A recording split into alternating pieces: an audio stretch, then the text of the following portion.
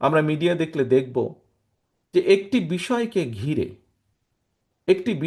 ঘিরে বিভিন্ন রকম কিছু কিছু মেসেজিং করার চেষ্টা করা হচ্ছে, কিছু একটি তৈরি করার, একটি একটি একটি একটি একটি গল্প তৈরি করার চেষ্টা করা হচ্ছে।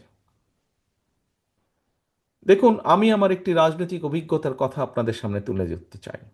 এই অভিজ্ঞতা আমার যেমন আছে, এই অভিজ্ঞতা মহাসচিব সাহেবের আছে, এই অভিজ্ঞতা মঞ্চে উপস্থিত রিজভী সাহেবের আছে, এই অভিজ্ঞতা মঞ্চে উপস্থিত আমাদের ছাত্রদলের সভাপতি, সেক্রেটারি, আমাদের ছাত্রবিদ্রোহ সম্পাদক বকুল সহ অনেক নেতৃবৃন্দের আছে এই অভিজ্ঞতা।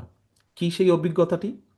আমরা যখনই বিভিন্ন মানুষের সাথে কথা বলি, এই দেশে আমি যুক্তরাজ্যে আছি, এখানেও যখন বাংলাদেশি মানুষের সাথে দেখা হয়, প্রত্যেকে বিভিন্নভাবে তাদের কিছু কথা তুলে ধরেন। আপনারা যেরকম তুলে ধরেছেন, কেউ বলেছেন প্রশাসনকে এটা বলে দিতে, প্রশাসনকে কঠোরভাবে নিয়ন্ত্রণ করতে অথবা ঠিকভাবে গাইড করতে, কেউ বলেছেন বিচারের কথা। বিভিন্নজন বিভিন্ন পরামর্শ আপনারা দিয়েছেন, এভাবে বিভিন্ন মানুষ পরামর্শ দেয়। সম্মানিত অতিথিবৃন্দ, সকলের কাছে আমি একটি কথা তুলে ধরতে চাই। কেন বিএনপিকে আমরা, বা মানুষ পরামর্শ দেয় কেন বিএনপিকে? কারণ মানুষ একটি জিনিস বিশ্বাস করে বা মনে করে খুব দৃঢ়ভাবে, যে বিএনপি সরকার পরিচালনার অভিজ্ঞতা আছে, ইনশাল্লাহ বিএনপি আগামী দিনে দেশ পরিচালনা করবে। যে যেই কাজটা করতে পারে, আমি এটি তালি বাজানোর জন্য দেইনি, কিন্তু আমি একটি জিনিস বোঝানোর জন্য দিয়েছি, বলছি আপনাদেরকে। অর্থাৎ যে যেই কাজটি করতে পারে, অন্যজন, অপরপক্ষ যদি বিশ্বাস করে যে অমুক ব্যক্তি অমুক কাজটি করতে পারে, করার ক্ষমতা তার আছে, তখন সেই বিষয় সংক্রান্ত পরামর্শ বা তার মতামত সে তুলে ধরে।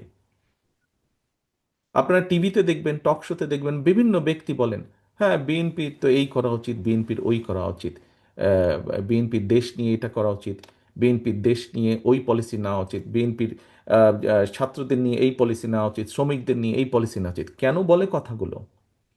কথাগুলো বলে কারণ যারা পছন্দ করে করে না উভয় পক্ষই স্বীকার করে নিচ্ছে যে আগামী দিনে ইনশাল্লাহ বিএনপি দেশ পরিচালনা করবে।